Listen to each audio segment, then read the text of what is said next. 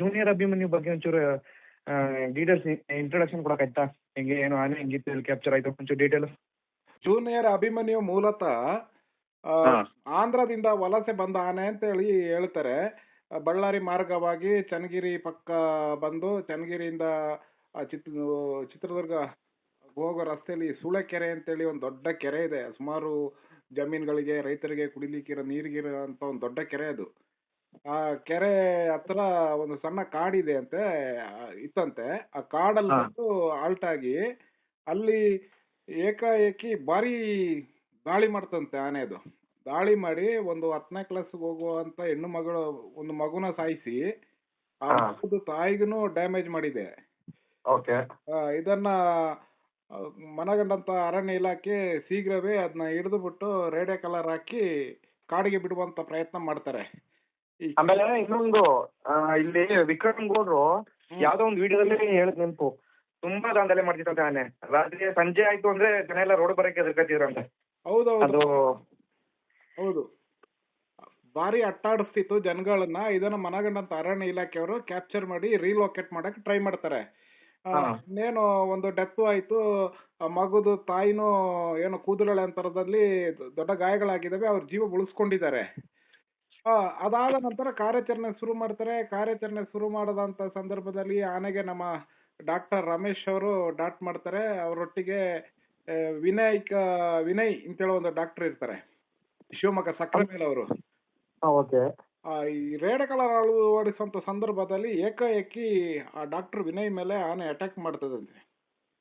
ಮಾಡಿ ಆದ್ಮೇಲೆ ಅವರು 3 ತಿಂಗಳ ಕಾಲ ಕೋಮಾ ಸ್ಟೇಜ್ ಅಲ್ಲಿ ಇರ್ತಾರೆ, ಹಾಸ್ಪಿಟಲ್ ಟ್ರೀಟ್ಮೆಂಟ್ ತೆಗಿತಾ ಇರ್ತಾರೆ ಅಂತ ಹೇಳೋದು ಮಾಹಿತಿ ಇದೆ.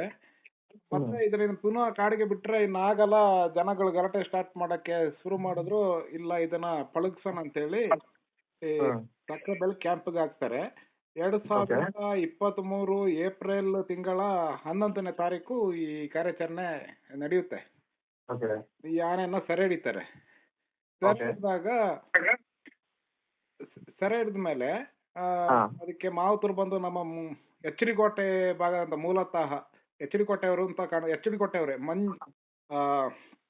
ಹೆಸರು ಮಂಜು ಅಂತ, ಮಂಜುನಾಥ್ ಅವರು ಈ ಆನೆನ ಅಲ್ಲಿ ಹೋಗಿ ಅಪಾಯಿಂಟ್ಮೆಂಟ್ ಆಗ್ತದೆ. ಅವರು ಅಲ್ಲಿ ಹೋಗಿ ಈ ಆನೆನ ಪಳಗಿಸ್ತಾರೆ.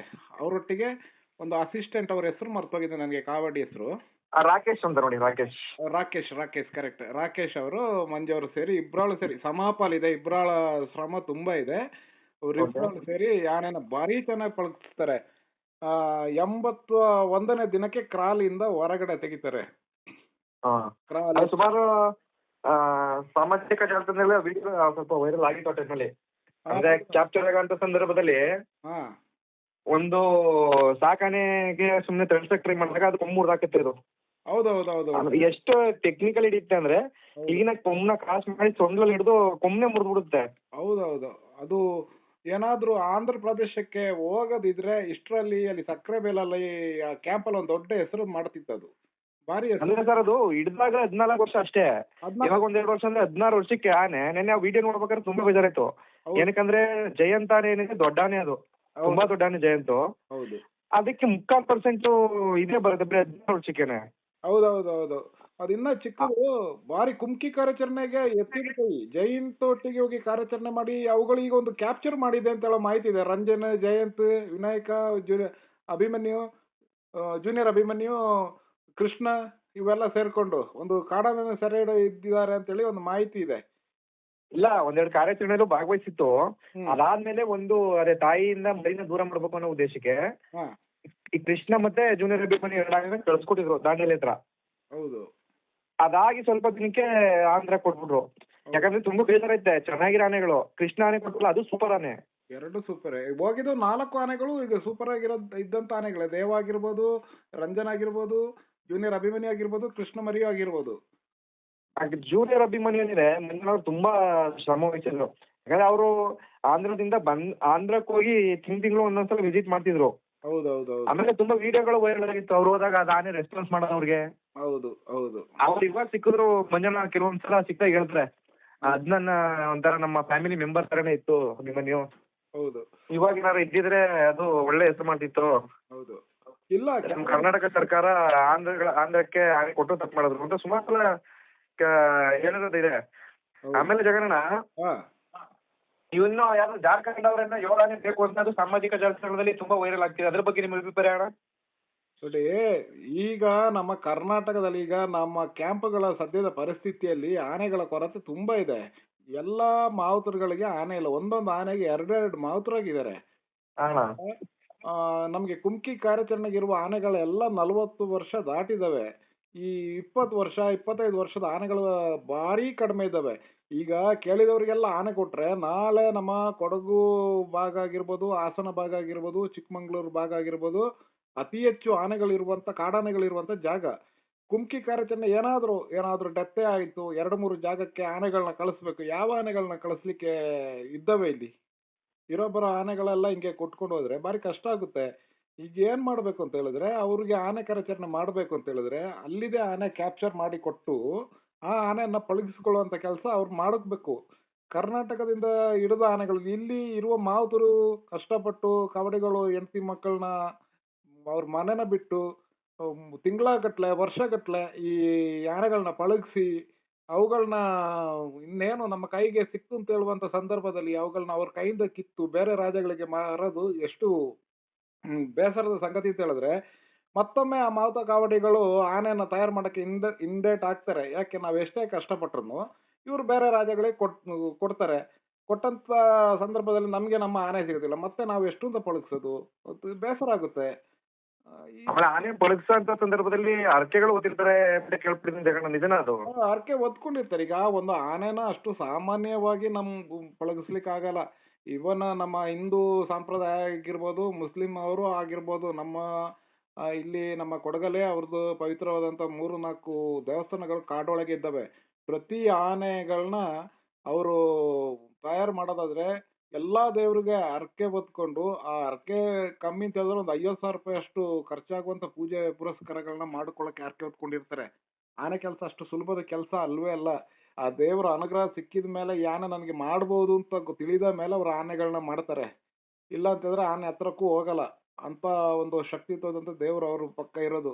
ಅದಕ್ಕೆ ಹರಕೆ ಹೊತ್ಕೋತಾರೆ. ಆಮೇಲೆ ಟ್ರೈನಿಂಗ್ ಸಂದರ್ಭದಲ್ಲೂ ಸುಮಾರು ಅವರು ಹರಕೆ ಹೊತ್ತು ದುಡ್ಡೆಲ್ಲ ಖರ್ಚು ಮಾಡ್ತಾರೆ ಅಂತ ಕೇಳ್ಬಿಟ್ಟಿದ್ದೀನಿ. ಊಟದ ವ್ಯವಸ್ಥೆ ಆಗಿರ್ಬೋದು, ಪ್ರತಿಯೊಂದು ಮಾಡೇ ಮಾಡ್ತಾರೆ. ಹೇಳದ್ನಲ್ಲ, ಒಂದು 50,000 ರೂಪಾಯಿ ಖರ್ಚು ಅವ್ರಿಗೆ ಬಂದೇ ಬರ್ತದೆ. ಒಂದು ಆನೆಯನ್ನ ಕ್ರಾಲಿನ ಹೊರಗೆ ತೆಗೆದು ಅದ್ರದ್ದು ಒಂದು ತಿಂಗಳು ಪೂಜೆ ಪುರಸ್ಕಾರ ಹರಕೆ ತೀರಿಸು ಅಂತ ಹೇಳಿದಾಗ ಒಂದು 50,000 ರೂಪಾಯಿ ಖರ್ಚು ಬಂದೇ ಬರುತ್ತೆ.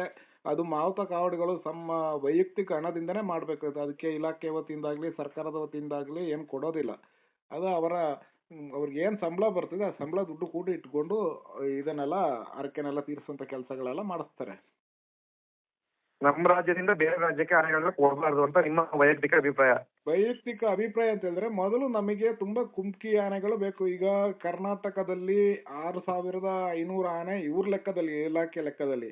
ನಮ್ಮ ಲೆಕ್ಕದಲ್ಲಿ 10,000ಕ್ಕಿಂತನೂ ಹೆಚ್ಚಿದೆ. ಓಕೆ, ಒಂದಷ್ಟು ಗಣತಿಗೆ ಸಿಗದಿರೋ ಅಷ್ಟು ಆನೆಗಳು ಬೇರೆ ಕಡೆ ಇರ್ಬೋದು, ಇಲ್ಲ ತೋಟಗಳಲ್ಲಿ ಇರ್ಬೋದು. ಈಗ ಎಲ್ಲ ಆನೆಗಳನ್ನ ನಮಗೆ ಗಣತಿ ಕಾಡ್ನ ಮೂಲೆಗೆ ಹೋಗಿ ನಮಗೆ ಇದು ಮಾಡ್ಲಿಕ್ಕೆ ಆಗಲ್ಲ, ಸೆನ್ಸಸ್ ಮಾಡ್ಲಿಕ್ಕೆ ಆಗಲ್ಲ. ಅಷ್ಟೊಂದು ಆನೆಗಳು ನಮ್ಮ ಕಾಡಲ್ಲಿ ಇರ್ಬೇಕಾದ್ರೆ ನಮಗೆ ಕುಮ್ಕಿ ಕಾರ್ಯಾಚರಣೆಗೆ ಬೇಕಾದಂತ ಆನೆಗಳು ಒಂದು 5 ಬ್ಯಾಚ್ ಆದ್ರೂ ಬೇಕು. ಅದ್ರಲ್ಲಿ ಕಮ್ಮಿ ತರದಲ್ಲಿ 4 ಬ್ಯಾಚ್ ಅಂತ ಬೇಕೇ ಬೇಕು.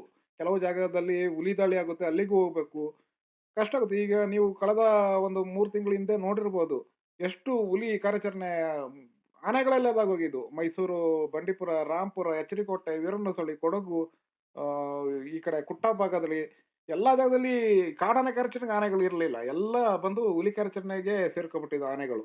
ಕಷ್ಟ ಆಗ್ತದೆ ಆನೆಗಳ ಸಂಖ್ಯೆ ಈ ತರ ಕ್ಷೀಣಿಸ್ಕೊಂಡು ಬೇರೆ ರಾಜ್ಯದವ್ರು ಕೇಳಿದಾಗ ಕೊಟ್ಟಾಗ ಕಷ್ಟ ಆಗುತ್ತೆ. ಇದರಲ್ಲಿ ಇನ್ನೊಂದು ಮಾತು ಅಂತ ಹೇಳಿದ್ರೆ, ಇಲಾಖೆ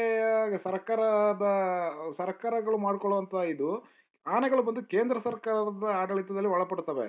ಇಲಾಖೆ ಕೊಡಪ್ಪ ಅಂತ ಹೇಳಿದ್ರೆ ಇಲಾಖೆಯವರು ಇಂಥ ಆನೆಗಳನ್ನ ಕಳಿಸಿ, ಇಷ್ಟ ಆನೆ ಕಳಿಸಿ ಅಂತ ಹೇಳಿ ಸೆಂಟ್ರಲ್ ಗೌರ್ಮೆಂಟ್ ಆರ್ಡರ್ ಬಂದಾಗ ಕಳಿಸ್ಲೇಬೇಕಾಗುತ್ತೆ. ಇಲ್ಲಿ ನಾವು ಸುಮ್ಮನೆ ಅರಣ್ಯ ಇಲಾಖೆ ಅವ್ರ ಮೇಲೂ ಹೇಳ್ಬಾರ್ದು, ಏನೋ ಇವ್ರು ಆನೆ ಕೊಡ್ತಿದ್ದಾರೆ, ಆನೆ ಮಾರ್ತಿದ್ದಾರೆ ಅಂತೇಳಿ. ಆನೆಗಳು ಯಾವುದೇ ಕಾರಣಕ್ಕೂ ನಮ್ಮ ಇಲಾಖೆ ಅಧಿಕಾರಿಗಳಾಗ್ಲಿ ಮಾವುತ ಕಾವಡಿಗಳಾಗ್ಲಿ ಆನೆನ ಕೊಡ್ಲಿಕ್ಕೆ ಇಷ್ಟಪಡೋದಿಲ್ಲ. ಆನೆ ಇಲ್ಲೇ ಇರ್ಲಿ ಅಂತೇಳಿ ಹೇಳ್ತಾರೆ. ಇದಕ್ಕೆ ಅಂದ್ರೆ ಜಗಣ್ಣ ಆನೆ ಕೊಡ್ಲಿ ಸರಿ, ಯಾಕಂದ್ರೆ ಬೇರೆ ರಾಜ್ಯಗಳ ಸ್ನೇಹ ಸಂಬಂಧ ಉಳಿಸ್ಬೇಕು, ಸೊ ಕೊಡ್ಬೇಕು ಸರಿ. ಬಟ್ ಇಲ್ಲಿ ಆನೆನ ಕೊಟ್ಟಾಗ ನೀವ್ ಹೇಳ್ದಂಗೆ ಮಾವತ ಕಾವಡಿಗಳ ಆಸಕ್ತಿ ಪಡಿಸಲ್ವಲ್ಲ ನೆಕ್ಸ್ಟ್ ಆನೆ ಬಳಸಕ್ಕೆ, ಕಷ್ಟ ಆಗುತ್ತೆ. ಅದನ್ನ ಯೋಚನೆ ಮಾಡ್ಬೇಕಲ್ವಾ? ಆನೆ ಪಳಗ್ಸೋದು ಅಷ್ಟು ಸುಲಭದ ಕೆಲಸ ಅಲ್ಲ. ಎಷ್ಟು ವಧೆಗಳು ತಿಂತಾರೆ, ಎಷ್ಟು ತಿವಿತಗಳನ್ನ ತಿಂತಾರೆ, ಆ ಕಷ್ಟಗಳನ್ನ ಯಾಕಂತ ಹೇಳಿದ್ರೆ ನಾನು ತುಂಬಾ ಹತ್ರದಿಂದ ನೋಡಿದೀನಿ. ಆಮೇಲೆ ಕಾಲ್ ಪಕ್ಕನೆ ಅವರು ಇದನ್ನ ಶೆಡ್ ಮಾಡ್ಕೊಂಡು ಅಲ್ಲೇ ಇದ್ದು.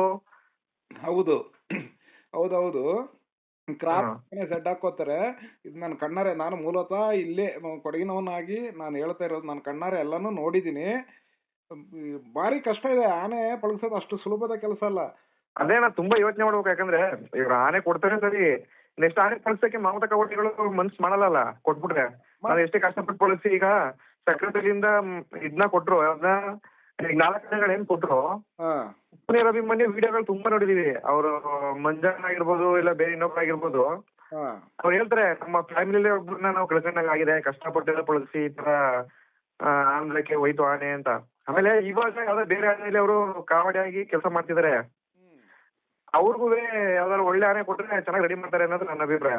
ಹೌದು, ಈಗ ಅವ್ರು ಒಳ್ಳೆ ಮಾಡಿದ್ರು. ಯಾಕಂತಂದ್ರೆ ಮೊದಲ ಬಾರಿಗೆ ಅವರು ಇಲ್ಲಿಂದ HD ಕೋಟೆ ಭಾಗದಿಂದ ಹೋಗಿ ಶಿವಮೊಗ್ಗಕ್ಕೆ ಹೋಗಿ ಸಕ್ರೆಬೈಲ್ ಕ್ಯಾಂಪ್ ಅಲ್ಲಿ ಒಂದು ಆನೆನ ಪಳಗಿಸ್ತಾರೆ ಅಂತ ಹೇಳುವಾಗ ತುಂಬಾ ಖುಷಿಯಾದ ವಿಚಾರ. ಬರೀ ಅವರು, ನೀವು ಆನೆ ಮಾವುತರಾಗಿ ನೋಡ್ಬೇಡಿ, ಟ್ರ್ಯಾಕಿಂಗ್ ಟೀಮ್ ಅಲ್ಲೂ ಎತ್ತಿದ ಕೈ. ಟ್ರ್ಯಾಕಿಂಗ್ ಟೀಮ್ ಅಲ್ಲಿ ಅವರು ಮತ್ತೆ ಅವರು ಇನ್ನೊಬ್ರು ಜೊತೆಗಾರ ಇದ್ದಾರೆ, ಈರಣ್ಣ, ನಮ್ಮ ಅಶೋಕ್ ಆನೆ ಮಾವುತರು ಇದ್ದಾರೆ, ವಿಶ್ವ ಅಂತೇಳಿ, ಇವರೆಲ್ಲ ಎತ್ತಿದ ಕೈ ಈ ಆಮೇಲೆ ಅದು ವೆಂಕಟೇಶ್ ಅವರು ಇದಾರೆ, ವೆಂಕಟೇಶ್ ಅಂತ. ಹೌದು, ವೆಂಕಟೇಶ್ ಅಂತ ಹೇಳೋರು. ಅವರು ನಮ್ಮ ಭೀಮನಕಟ್ಟೆಯಲ್ಲಿ ಯಾವ್ದೊಂದು ಆನೆಯಲ್ಲಿ ಕೆಲಸ ಮಾಡ್ತಿದ್ರಲ್ಲ, ಈಗ ಗಣೇಶಲ್ಲಿ ಮಾಡ್ತಿದ್ರು, ಗಣೇಶದಲ್ಲಿ ಮಾಡ್ತಾ ಇದ್ರು. ಇವಾಗೆಲ್ಲ ಭೀಮನಕಟ್ಟೆ ಗಣೇಶಲ್ಲಿ ಇದ್ರು, ಶ್ರೀರಂಗ ಮಾಡಿದ್ರು, ಇವಾಗ ಆರಂಗಿ ಕ್ಯಾಂಪ್ ಅಲ್ಲಿ ಇದಾರೆ. ಆರಂಗಿ ಕ್ಯಾಂಪ್ ಅವರು ಸಹ ಅಷ್ಟೇ ಒಳ್ಳೆ ಟ್ರ್ಯಾಕಿಂಗ್ ಟೀಮ್, ಒಂದು ತುಂಬಾ ಚೆನ್ನಾಗಿರುವಂತ ಒಂದು tracking team, front line warriors ಅಂತಾನೆ ಹೇಳ್ಬೋದು. ಏನೇ ಕುಮ್ಕಿ ಕಾರ್ಯಾಚರಣೆ ಮಾಡೋದಾದ್ರು ಅವ್ರು ಕೊಟ್ಟಂತ ಮಾಹಿತಿ ನಿರ್ದೇಶನಗಳ ಮೇಲೆ ಆನೆ ಇಂಥ ಜಾಗದಲ್ಲಿದೆ, ಈ ತರದಲ್ಲಿದೆ, ಮಸ್ತಲ್ಲಿದೆ, ಆನೆ ದೈತ್ಯ ಆನೆನ ಏನು ಅಂತೇಳಿ ಎಲ್ಲಾ ಇನ್ಫಾರ್ಮೇಶನ್ ಕಲೆ ಹಾಕಿ ಕೊಟ್ಟಾದ ನಂತರ ಈ ಕುಮ್ಕಿ ಕಾರ್ಯಾಚರಣೆಗೆ ಇಳಿತಾರೆ. ಅದರಲ್ಲಿ ಮಂಜು ಮತ್ತು ತಂಡ ಏನ್ ಈಗ ಹೇಳಿದೆ, ಈರಣ್ಣ ಆಗಿರ್ಬೋದು, ವೆಂಕಟೇಶ್ ಆಗಿರ್ಬೋದು, ಮಂಜು ಆಗಿರ್ಬೋದು, ಇವರೆಲ್ಲ ಒಂದು ತುಂಬಾ ಬಲಿಷ್ಠವಾದಂತ ತಂಡ. ನಮ್ಮ ವಿಶ್ವ ಇವ್ರ ಮೊನ್ನೆ ಚನ್ನಗಿರಿ ಕಾರ್ಯಾಚರಣೆಗೂ ಇವ್ರು ಹೋಗಿದ್ರು, ವೆಂಕಟೇಶ್ ಅವರು ಮತ್ತೆ ಮಂಜಣ್ಣ ಏನಿದಾರೆ. ಚನ್ನಗಿರಿಲಿ ಮೊನ್ನೆ ಆನೆ ಕ್ಯಾಪ್ಚರ್ ಆಗಿ ರೇಡಿಯೋ ಕಾಲರ್ ಹಾಕಿ ಬೇರೆ ಕಡೆ ಬಿಟ್ರಲ್ಲ, ಆ ಒಂದು ಕಾರ್ಯಾಚರಣೆ ಶಿವಮೊಗ್ಗ ಆನೆಗಳು ಮಾಡಿದ್ದು. ಓಕೆ, ಆ ಒಂದು ಕಾರ್ಯಾಚರಣೆಗೆ ಇವ್ರಿಬ್ರು ಹೋಗಿದ್ರು ಟ್ರ್ಯಾಕಿಂಗ್ ಟೀಮ್ಗೆ, ಮಂಜುನಾಥ್ ಮತ್ತೆ ವೆಂಕಟೇಶ್ ಅವರು. ಓಕೆ ಓಕೆ ನಾವು ಆಲ್ಮೋಸ್ಟ್ ನಮ್ಮ ಕೊಡಗಿಂದ ಹೋಗುವಾಗ ನಮ್ಮ ಏನು ಕೊಡಗಿನಿಂದನೂ ಒಂದು ತಂಡ ಹೋಗುತ್ತೆ. ಎಲ್ಲೇ ಕರ್ನಾಟಕದ ಯಾವ ಭಾಗದಲ್ಲಿ ಕಾರ್ಯಾಚರಣೆ ಮಾಡೋದಾದ್ರೂ ನಮ್ಮ ಕೊಡಗಿನ ದುಬಾರೆ ಆಗಿರ್ಬೋದು, ಮತ್ತಿಗೂಡು ಕ್ಯಾಂಪ್ ಆಗಿರ್ಬೋದು, ಇಲ್ಲ ಆರಂಗಿ ಆಗಿರ್ಬೋದು, ಒಂದಷ್ಟು ಸ್ಟಾಫ್ಸ್ನ ಕರ್ಕೊಂಡು ಹೋಗ್ಲೇಬೇಕು. ಯಾಕೆಂತಂದ್ರೆ ಅವರೆಲ್ಲ ತುಂಬಾ ಪರಿಣಿತಿ ಹೊಂದಿದವರು, ಅವರು ಸಹಕಾರ ಇಲ್ಲದೆ ಕಾರ್ಯಾಚರಣೆ ಮಾಡೋಕ್ಕಾಗಲ್ಲ. ಮತ್ತೆ ಇನ್ನೊಂದು, ಕಾವಡಿಗಳು ಆನೆ ಮೇಲೆ ಜಾಸ್ತಿ ಕೂತ್ಕೊಂಡಿರ್ತಾರೆ, ಮಾವುತರು ಎಲ್ಲ ಕೆಳಗಡೆ ಜಾಸ್ತಿ ಇರ್ತಾರೆ. ಯಾಕೆ ಅಂತ ಹೇಳಿದ್ರೆ ಮಾವುತರುಗಳು ಕಾವಡಿಗಳಿಗಿಂತ ಫೇಮಸ್, ತುಂಬಾ ಚುರುಕು. ಅವರೊಂದು ಆನೆನ ಯಾವ ತರದಲ್ಲಿ ಹಿಡಿಬೇಕು, ಯಾವ ತರದಲ್ಲಿ ಇದು ಮಾಡಬೇಕು, ಇನ್ಸ್ಟ್ರಕ್ಷನ್ಸ್ ಮಾವುತರು ಕೊಡ್ತಾರೆ. ಈ ತರದಲ್ಲಿ ಒಂದು ಮಾವುತರ ರೋಲ್ ಇದರಲ್ಲಿ ಇರುತ್ತದೆ ಈ ಕಾರ್ಯಾಚರಣೆಯಲ್ಲಿ. ಇದೆಲ್ಲ ತುಂಬಾ ಹತ್ತಿರದಿಂದ ನೋಡ್ಬೇಕು. ನಾವೆಲ್ಲ ಈಗ ಸುಮಾರು ಕಾರ್ಯಾಚರಣೆ ನೋಡಿದ್ರಿಂದ ಈ ಅನುಭವದ ಮಾತುಗಳನ್ನೆಲ್ಲ ಒಂದ್ ಸ್ವಲ್ಪ ಹೇಳ್ತಾ ಇದ್ದೀನಿ. ಅದೇ ರೀತಿ ಮತ್ತೆ ನಮ್ಮ ಪುನಃ ವಾಪಸ್ ಮಾತಾಡೋದಾದ್ರೆ ಝೂ ಅಭಿಮನ್ಯು ಅಂತ ಹೇಳ್ತೀನಿ, ಸಾರಿ, ನಮ್ಮ ಜೂನಿಯರ್ ಅಭಿಮನ್ಯು ಏನು ಆಂಧ್ರಕ್ಕೆ ಹೋಗಿದೆ, ಕರ್ನಾಟಕದ ಕೀರ್ತಿ ಪತಾಕೆಯನ್ನ ಅದು ಹಾರಿಸ್ತಾ ಇದೆ. ಮೂಲತಃ ಆಂಧ್ರದಿಂದ ವಲಸೆ ಬಂದ ಆನೆ ಮರಳಿ ಆಂಧ್ರಕ್ಕೆ ಸೇರಿದೆ. ಏನೇ ಆಗ್ಲಿ, ಏನೇ ಕೆಲಸ ಮಾಡಿದ್ರು, ಏನೇ ಮಾಡಿದ್ರು, ಕರ್ನಾಟಕದ ಮಾವುತರು ಕಾವಡಿಗಳು ಕರ್ನಾಟಕದವರೇ ಇದ್ದಾರೆ, ಚೆನ್ನಾಗಿ ನೋಡ್ಕೊತಾರೆ. ಒಂದು ಖುಷಿಯ ವಿಚಾರ ಅಂತ ಹೇಳಿದ್ರೆ, ಕೊಟ್ಟಂತ ಮತ್ತು ಇಲ್ಲಿಂದ ಹೋದಂತ 4 ಆನೆಗಳು ಭಾರಿ ಚೆನ್ನಾಗಿದ್ದಾವೆ, ಮೈಕಟ್ಟಿ ಭಾರಿ ಚೆನ್ನಾಗಿದ್ದಾವೆ, ದಷ್ಟಪುಷ್ಟವಾಗಿ ಬೆಳೆದಿದ್ದಾವೆ. ಬೇರೆ ರಾಜ್ಯಗಳಲ್ಲಿ ನಮ್ಮ ರಾಜ್ಯದ ಕೀರ್ತಿ ಪದಕನ ಹಾರಿಸ್ತವೆ. ಹೌದು. ಆಮೇಲೆ ಕೊನೆಯದಾಗಿ ಇನ್ನೊಂದು ಕ್ವಶನ್ ಜಗಣ, ಈಗ ದಸರಾ ಆನೆ ಸೆಲೆಕ್ಷನ್ ಪ್ರಕ್ರಿಯೆ ಸ್ಟಾರ್ಟ್ ಆಗಿದೆ ಅಂತ ಕೇಳ್ಪಟ್ಟೆ. ಹೌದು. ಮೊದಲಲ್ಲಿ ಏನಿದೆ, ಆನೆಗಳು ಸೆಲೆಕ್ಷನ್ ಆಗಿ ನಮ್ಮನೆ ಆಗ್ಲಿ ಇನ್ನೂ ಸೆಲೆಕ್ಷನ್ ಆನೆಗಳು ಇದಾವೆ ಅನ್ನೋ ತರ ಇರ್ತಿದ್ವು ಮಿಕ್ಕಿದ ಆನೆಗಳು.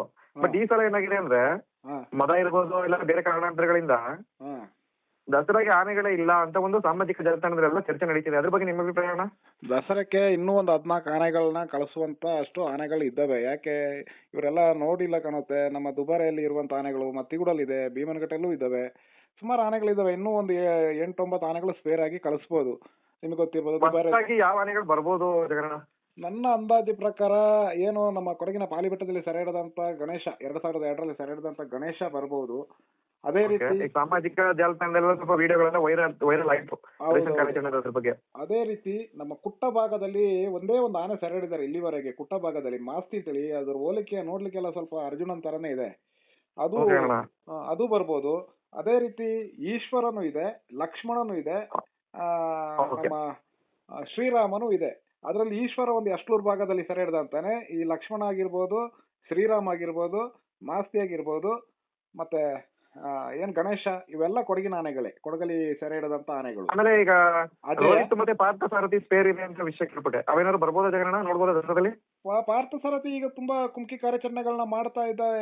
ಅದೊಂದು ಖುಷಿಯ ವಿಚಾರ. ಕೆಲಸ ಮಾಡೋ ಕುಮ್ಕಿ ಕಾರ್ಯಾಚರಣೆ ಬಳಸುವಂತ ಆನೆಗಳನ್ನ ದಸರಾಕ್ಕೆ ಬರೋದ್ರಲ್ಲಿ ಏನ್ ಅಭ್ಯಂತರ ಇಲ್ಲ. ಬಂದ್ರು ತುಂಬಾ ಖುಷಿಯೇ.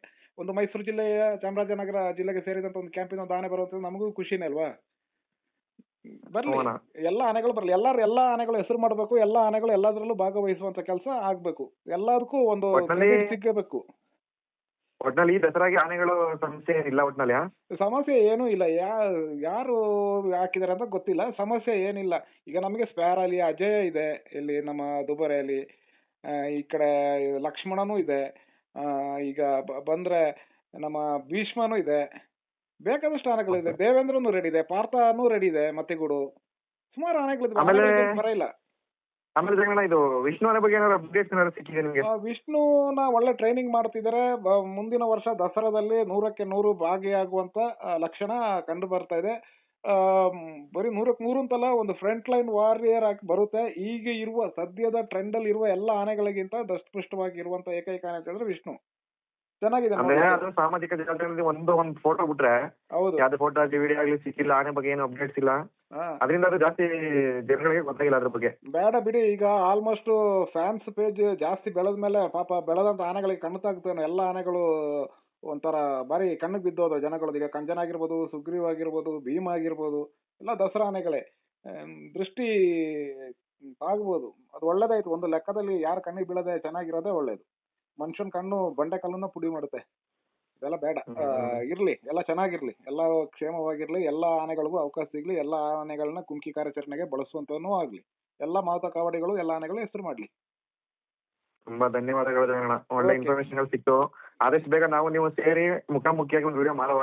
ಓಕೆ. ತುಂಬಾ ಜನ ಕೇಳ್ತಿದ್ದಾರೆ ಮುಖಾಮುಖಿ ಕೂತ್ಕೊಂಡು ವಿಡಿಯೋ ಮಾಡಿ ಅಂತ. ಓಕೆ. ಆದಷ್ಟು ಬೇಗ ವಿಡಿಯೋ ಮಾಡುವ ಜಗಣ್ಣ. ಆಯ್ತು. ಥ್ಯಾಂಕ್